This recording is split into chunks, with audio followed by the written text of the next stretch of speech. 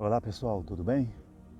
Que Deus abençoe a todos e que a graça do nosso Deus venha repousar sobre cada um de nós. Bem, meus irmãos, nós estamos aqui para gravarmos mais um vídeo, nesta manhã ensolarada, essa manhã que está correndo aqui um ventinho fresco, céu azul com algumas nuvens, e as misericórdias do nosso Deus, mais uma vez, elas se renovam nesta manhã, Porque elas são a causa de nós estarmos aqui, não é verdade? Se esse Deus cujo qual nós servimos, ele não fosse misericordioso, nós já não estaríamos aqui. Nós já não estaríamos aqui. Sei que acontece que esse óculos fica torto, viu? Certo, mas tudo bem, vamos em frente. Bem, meus irmãos, eu fiquei de gravar um vídeo, dar continuidade num vídeo, falando sobre a definição, daquilo que está escrito lá em 2 Timóteo, capítulo 3, quando fala dos males e as corrupções dos últimos dias. Que nos últimos dias os homens seriam egoístas, avarentos, jactanciosos, arrogantes. Então nós ficamos de definir isso, o que seria, qual a definição de cada uma dessas características que a profecia fala do perfil dos homens nos últimos dias. E eu vou tentar fazer aqui o máximo dentro desse tempo de 20 minutos, se eu não conseguir eu vou gerar uma segunda parte, para que vocês e nós possamos observar o quanto que as profecias dos últimos dias, estão acontecendo, estão descritas no nosso dia a dia, na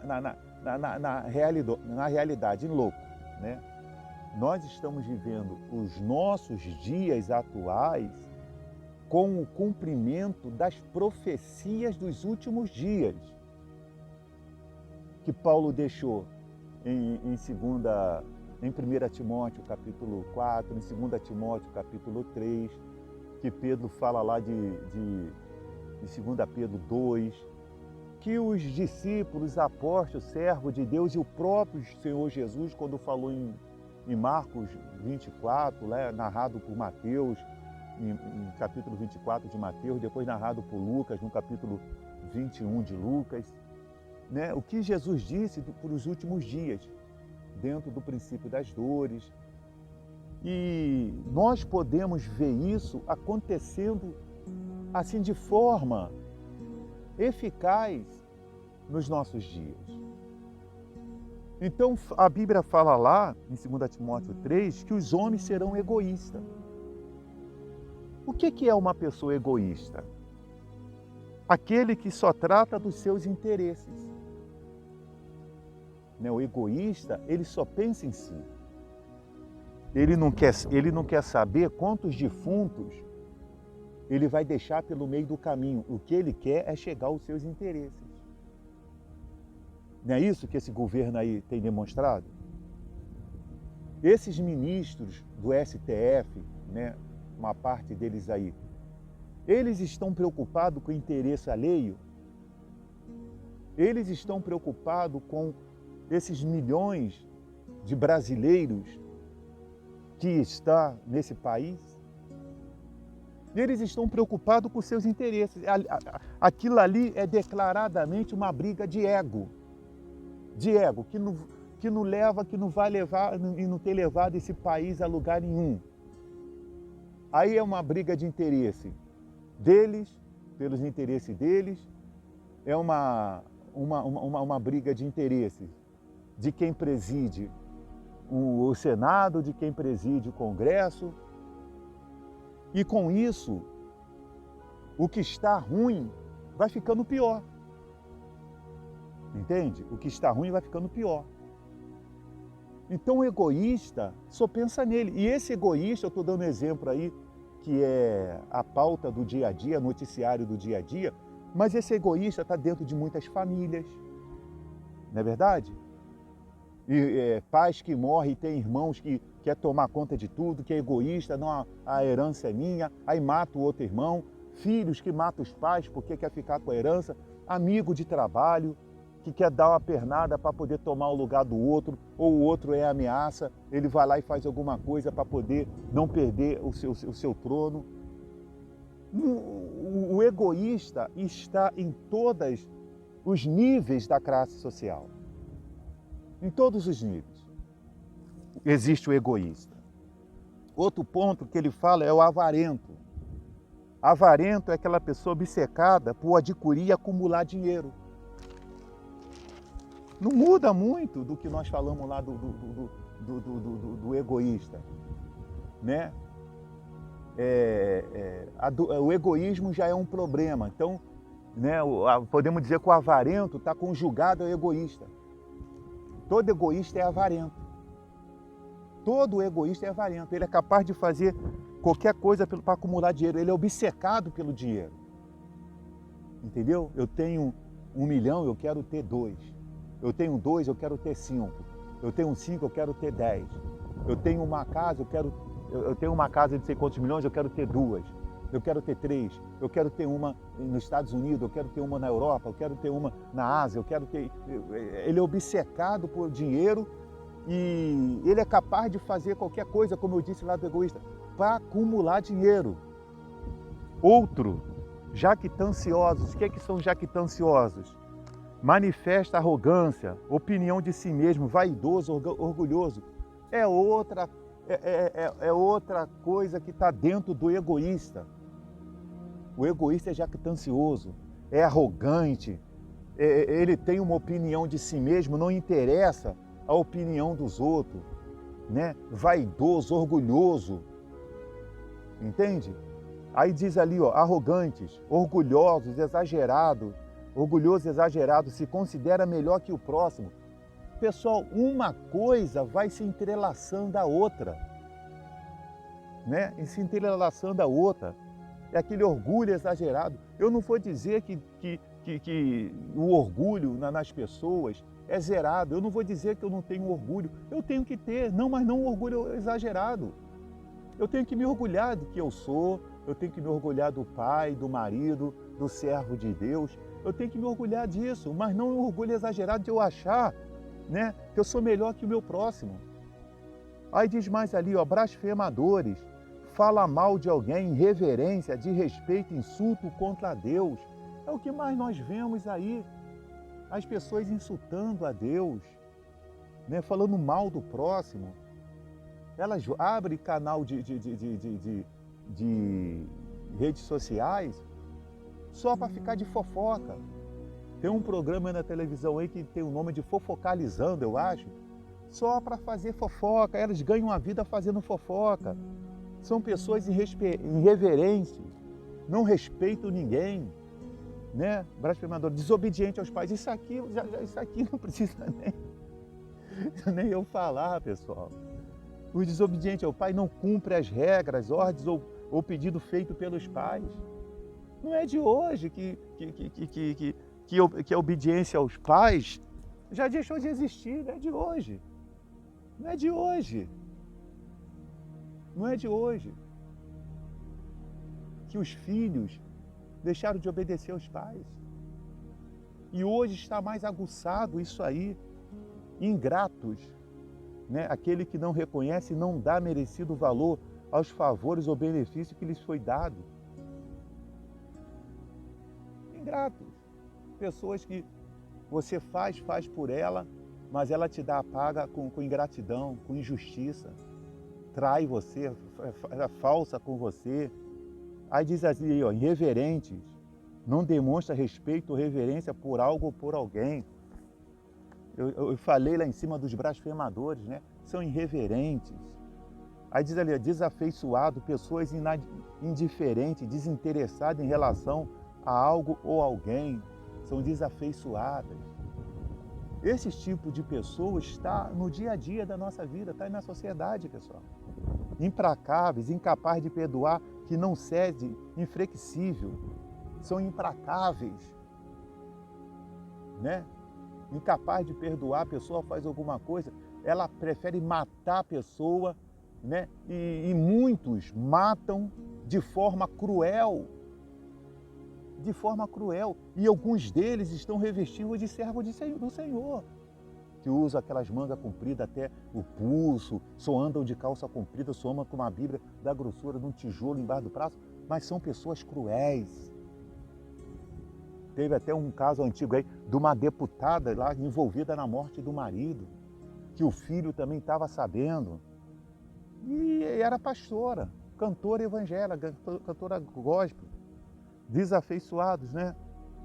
Implacáveis, caluniadores, mentira, né? Mentira, mentirosos, ofende, difama outra pessoa. São caluniadores.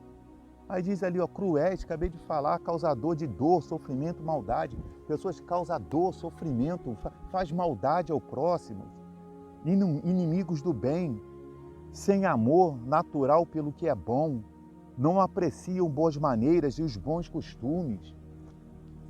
Isso é grave. E esse tipo de pessoas que nós estamos passando essas definições aqui para vocês, convive conosco. Estão convivendo conosco. E muitas das vezes convivendo dentro da própria igreja, né? Que são inimigos do bem, sem amor natural pelo que é bom, estão ali com segundas intenções, não apreciam boas maneiras e os bons costumes, não apreciam as boas maneiras, né, do que está escrito na Bíblia, do que está escrito na Palavra de Deus. Os bons costumes da Palavra de Deus, que é amar o próximo como a si mesmo e amar a Deus acima de todas as coisas, de fazer a vontade do Pai, segundo diz as Escrituras. Segundo diz as Escrituras.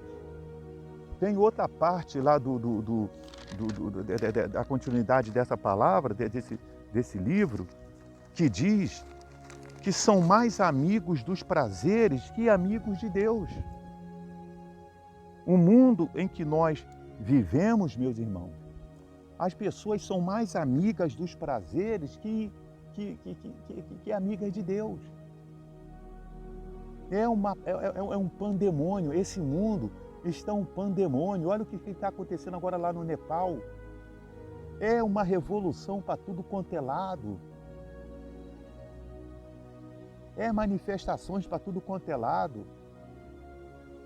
E às vezes eu fico, né, falando com Deus, né, nas minhas orações, nas minhas conversas com Deus, porque eu converso com Deus como um filho conversa com o pai. Eu peço conselho a Deus como um filho pede conselho ao pai. Eu converso com Jesus como um amigo. Como um amigo, dele ser meu amigo. Um amigo que eu posso desabafar. Peço ao Espírito Santo que me console nos meus momentos que eu preciso ser consolado. Entendeu? Peço ao Espírito Santo que me dê força. Peço ao Senhor Jesus que me dê o direcionamento dele. Peço a Deus para que ele envie os anjos para poder, né, me dar força, repreender essa força maligna que existe. Entendeu, pessoal? Nesse mundo afora. Então, a gente vive em um mundo perdido. Em um mundo que a gente não tem muito o que fazer, a não ser ter a nossa vida em comunhão com Deus. Ter a nossa vida em comunhão sincera com Deus. Por isso que quando nós falamos, né, do fim dos tempos, em que as pessoas devem, né, observar esses sinais para que elas possam estar preparadas, né, porque a qualquer momento o nosso Senhor pode se apresentar para buscar os seus. Então nós fazemos essas advertências, esses alertas, para que as pessoas possam estar vigilantes. E estar aos pés de Jesus. Porque tem muitas pessoas desapercebidas. As igrejas, muitas igrejas estão um caos espiritualmente falando. O que existe de desvio de evangelho, pessoal, o que existe de desvio de evangelho em cima dessas plataformas de rede social, o YouTube está aí com cada aberração, entendeu? E vindo de pessoas que se dizem líderes de placas de igreja renomadas, que não são exemplos, Começou muito bem, mas depois se perderam, como muitos na Bíblia.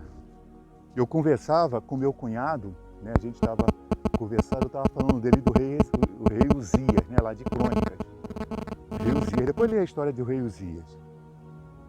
Deus fortaleceu ele, Deus fortificou ele, Deus engrandeceu ele. E a Bíblia diz lá o seguinte, diz dessa forma assim: exaltou-se o seu coração para a sua própria ruína. Né? Só que as pessoas, elas não entendem que a pior ruína que existe hoje é a ruína espiritual.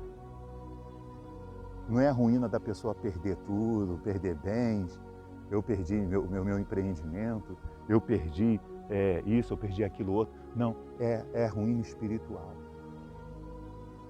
Existem muitas placas de igreja aí que elas já estão arruinadas espiritual há muito tempo. Há muito tempo elas já estão arruinadas espiritualmente falando. Há muito tempo elas já estão arruinadas. Tá lá, bonitinha, entendeu? Cheio de pessoas, porque muitas pessoas são desinteligentes no que diz respeito ao Evangelho, são neófitas. Tem pessoa que ela não lê a Bíblia, ela deixa que alguém leia para poder passar para ela, ela fica comendo o tempo todo, com desculpa a expressão da palavra, na mão das pessoas, porque elas não permitem-se elas ler a Bíblia, e nem permitem-se, né, porque tem algumas pessoas que não sabem ler, nem permitem-se dobrar o joelho para orar em casa. Tem pessoas que elas só sabem orar na igreja, só sabem cantar louvores na igreja. Em casa elas são verdadeiros carnais, boca suja, xingam palavrão, mente. Na rua tem homens que olham a mulher na rua, mexe com mulher na rua, buzina para a mulher na rua. Entendeu? Buzina para a mulher na rua. São adúlteros, desejam mulheres na rua e vice-versa. São verdadeiros carnais, mas chegam dentro da igreja, querem cumprir lá a sua religiosidade. A sua religiosidade. Jesus não é religião. Servir a Jesus não é uma religiosidade. Servir a Jesus é eu me despir de eu mesmo, é eu renunciar a mim mesmo e partir para o nascimento de uma nova criatura que vai ser refeita pelo Espírito Santo que habita em mim. Então eu vou ser o sal da terra e a luz desse mundo. Eu vou ser uma testemunha de Jesus Cristo aqui nesse mundo. Entende?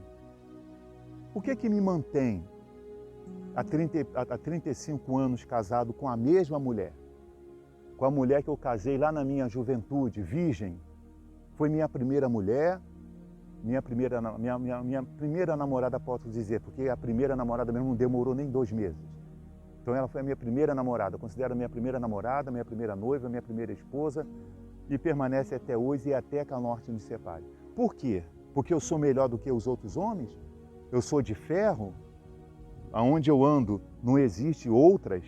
Eu não estou sujeito a tentações? Não, porque eu defini viver com essa mulher até que a morte me separa. Como eu defini servir ao Senhor Jesus conforme a palavra dele, até o dia da volta dele, ou até o dia que eu partir desse mundo.